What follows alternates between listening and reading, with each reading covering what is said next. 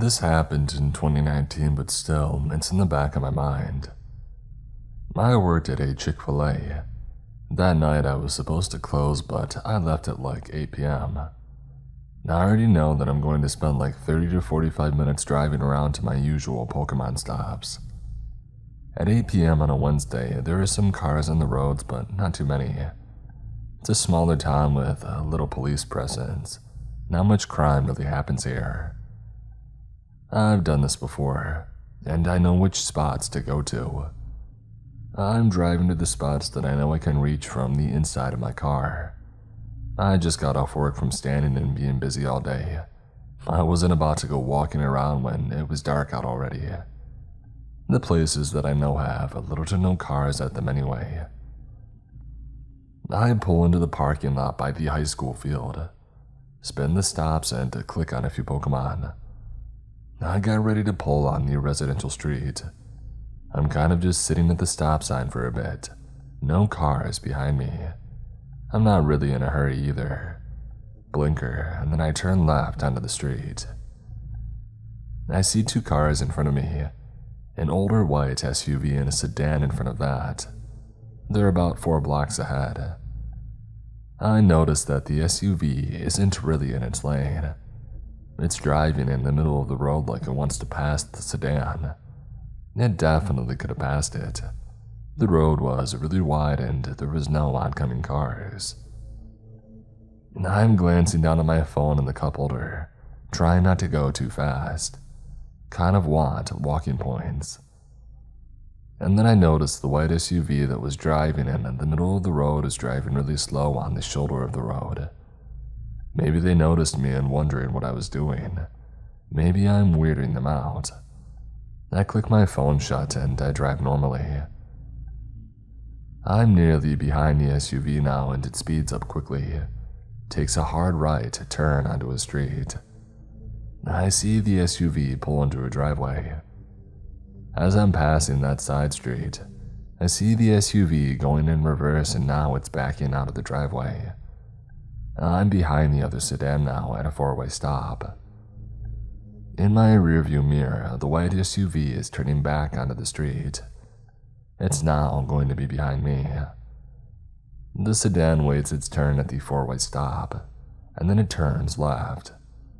I wait my turn and then I go straight. I'm watching to see if the white SUV goes straight too, and it does. The SUV had to wait its turn at the 4-way stop, so I'm a good 6 blocks ahead on this residential street. I want to lose this car, so I'm going like 30 miles per hour, when the speed limit is only about 20. I turn behind the church, a strip mall. The church has a playground behind it, but it's pretty much an alleyway. I lost the SUV. I stopped in the alley waiting, looking in my side mirror. And sure enough, the white SUV is barreling down the street. It almost passed me, it was going so fast. But it spots me and turns into the alley where I'm parked at, and it's coming towards my car. I'm freaking out at this point. This alley and street is pretty dark and there are no streetlights. The stores in the strip mall are abandoned, but the church is on the other side and it's well lit. So I want to go there. I speed down the alley and around the building. The SUV is doing the same thing. I turn around the building and I can't see them in my rear view. I stop my car and park in front of the well-lit church doors, basically parked in the fire lane. I'm watching my rearview mirror waiting for this car. I know that it's back there and that it's going to drive around me. They'll see that it was all just a big misunderstanding. The SUV is there. It peeks around the building corner. They stop and wait a little bit before it turns towards where I'm parked at. The SUV slowly drives by my car. They pass me slowly and I don't want to look at them. From my peripheral vision, I just see one outline in the driver's seat. As they pass me, I can feel this person's eyes on me and I can see their head turning. I'm uncomfortable, but I don't want to start a conversation with them, so I don't roll down my windows and I don't want to look at them. I don't even want to acknowledge them. I really just want them to see that I'm not who they probably thought I was. They pass me completely and the SUV starts to drive towards the exit of the parking lot. But then the SUV starts to circle around again, making a big loop around in the empty church parking lot. My body fills with dread. I'm actually scared now. I gave them the benefit of the doubt, but now they're coming back around. I don't want to know what they want anymore. When they start to circle back around, I take off out of that parking lot, but so do they. My car bottoms out and I speed down the street, but they're right behind me. The police station is way out near the countryside on outskirts of our town, but there's a police annex on this street. Sometimes there are cops parked out in front of it. I know that I'm just going to park there, and if they're still following me, I'll call 911. Yeah, this car is 100% following me. They've turned when I've turned, sped up when I've sped up, and as I turn my blinker to take a right into the annex, they turn left and they're gone. I told my friends and family about this quickly after. No one that I knew drove that kind of car. It was also an older model, so I don't think that it could have been a rental. I don't know anyone who would do this to me and think that it was funny. I did make a police report but didn't get a license plate, so they couldn't really do anything. I also know what kind of car it was. I would notice any older white SUV for months after, but I never saw the exact same car again.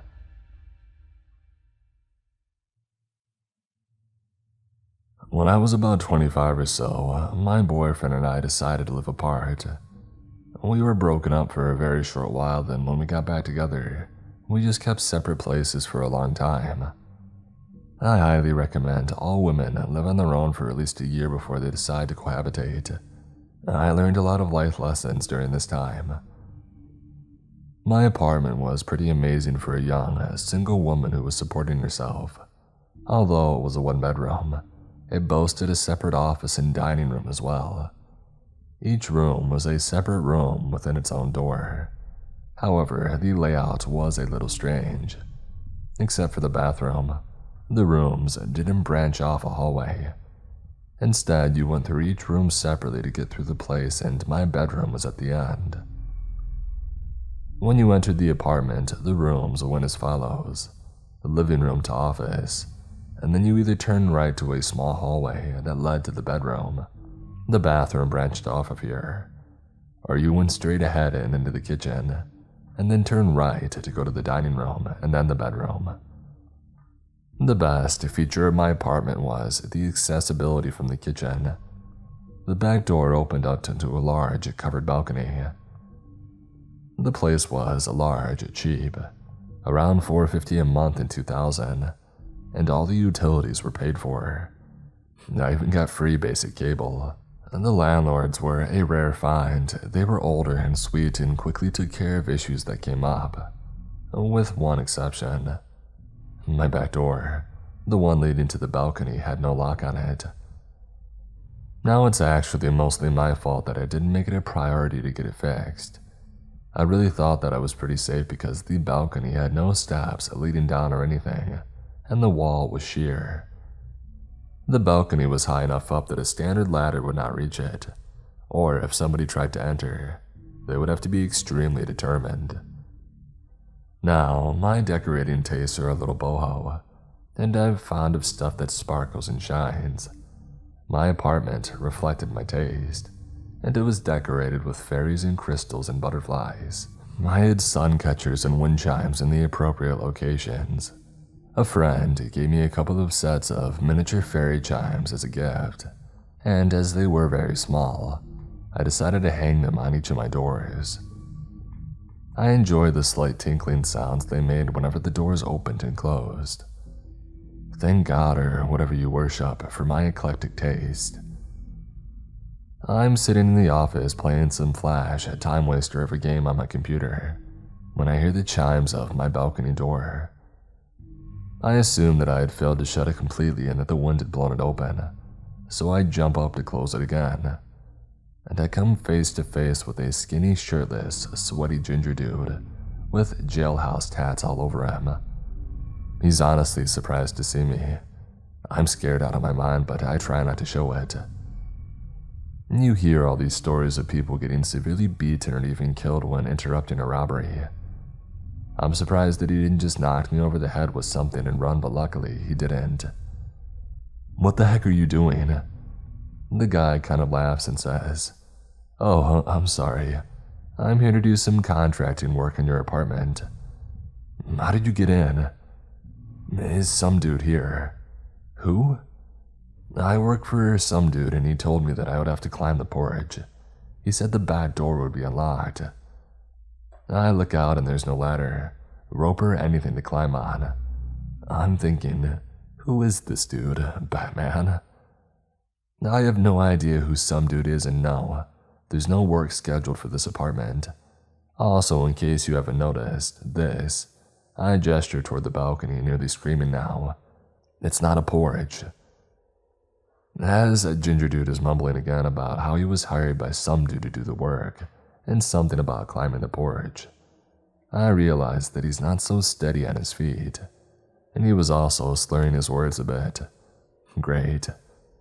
The guy is under the influence of something, and through his stupid, senseless mumbling, I finally just resort to screaming, Get out, over and over again. He says that he feels really bad about scaring me, and before I realize what is happening, he grips me in a smelly and sweaty hug. He goes out the door, and the second that he's gone, I have a full-blown panic attack.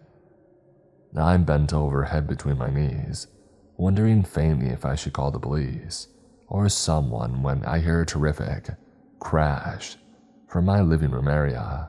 As it turns out, Ginger Dude had gone into another part of my building and climbed into the attic area.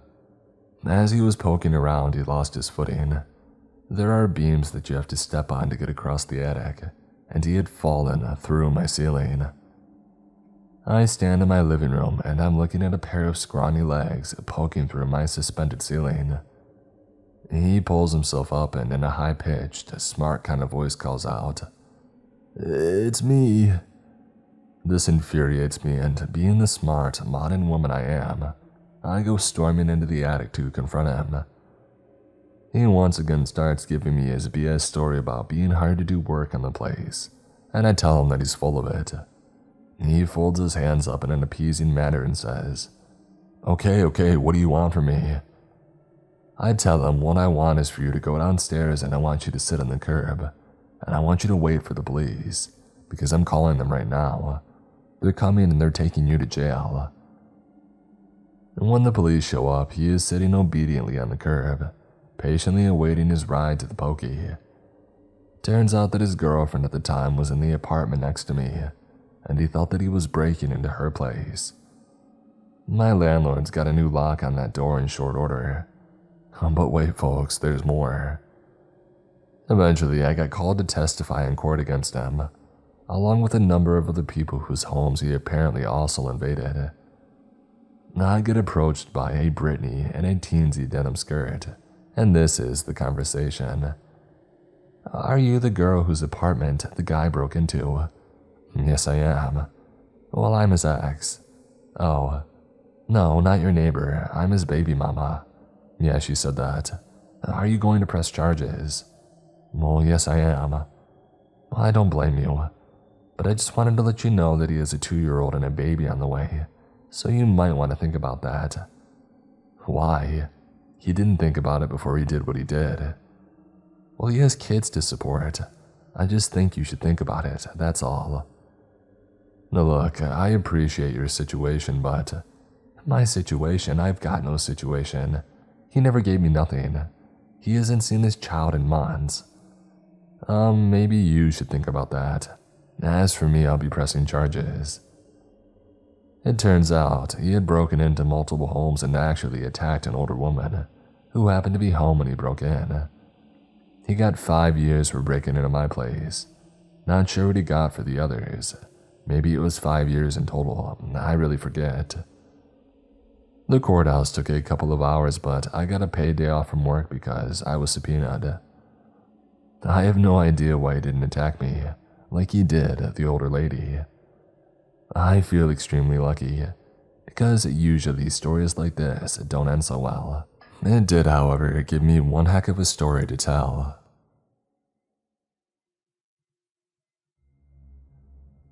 This story is from 2019. I was 13 at the time, but I still remember it like it was yesterday. Due to the trauma, well, maybe. I was bored at home alone and I FaceTimed my best friend, who lives in the apartment building next to mine, and I asked him if he would like to join me on a walk around the neighborhood. Well, he wasn't there. He was on his way back home from school, which is understandable, because it was a Thursday afternoon. There's a jogging circuit near my house and it's like 500 meters away.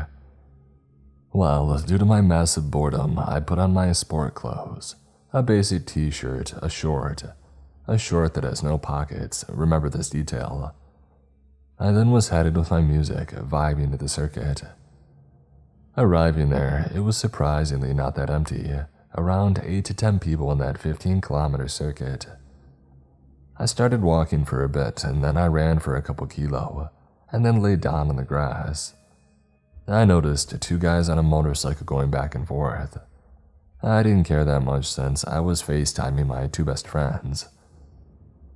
It was getting pretty late and it was around 6 p.m. and I was exhausted. I walked home but took another path that is kind of a shortcut. I had to walk through an empty big street with buildings that were in construction. I had taken that same path many times before with no issue. I had a feeling that someone was watching me and following me. I turned around and noticed the same 2 guys on that motorcycle heading towards me. I whispered to my friends on FaceTime that something weird was going to happen, and that they have to cut their mics and focus with me. The guys came by and one of them asked me where the nearest barbershop was. Out of stress, I gave them a random location. While the rider of the bike asked me about the barbershop, my right eye twitched and unfocused. I do have this ability, but I was still able to see with it. I saw in the bike's rearview mirror that the other guy was trying to look at where my phone was located. It was between my short and my belly because I had no pockets and I had my headphones in. I was freaking out. Time was starting to slow down. Seconds felt like hours and I couldn't feel my legs anymore. They went on, but with a slow speed. It was like they were planning a backup plan. I had 3 options. 1. There is a taxi guy fixing his car. I could have went over to him and explained the situation, but my gut said, what if they noticed me and came back and maybe did what they had planned to do? 2. Stop a random car and hop in, then explain the situation. My gut also said no. What if the car was locked? Plus the guys would have noticed that I knew what they were planning to do and came after me after the random car would go. And 3, this is what I chose. Run in the opposite direction into the traffic and take the path that I came by. I instinctively ran for a straight 5 minutes. I couldn't do it anymore and I entered a field and started running again towards some slums. I looked back and saw the guys coming after me into the field, and one of them was shouting, "Just stop, we only want to know where the barbershop is." There's one thing about me, and it is that I always trust my gut, and it said, "No, run as quickly as you can, or you're gonna die today." And that's what I did. I ran between the slums and kept running until I arrived near my best friend's house, who was still on FaceTime with me. I told him to come downstairs right now and I laid down in the parking lot. He came in and he was freaked out because he knew that something was happening, but he didn't know what since I hadn't given him any more information. My face had turned yellowish and I threw up. I couldn't feel my legs or my arms anymore. He walked me to my house and I laid down, and from that moment I didn't remember a thing. I just remember me waking up the following day with bruises on my legs due to me running into the field full of pikes. This whole story happened in the space of about 10 or 15 minutes. Now I take that same path again with no worries.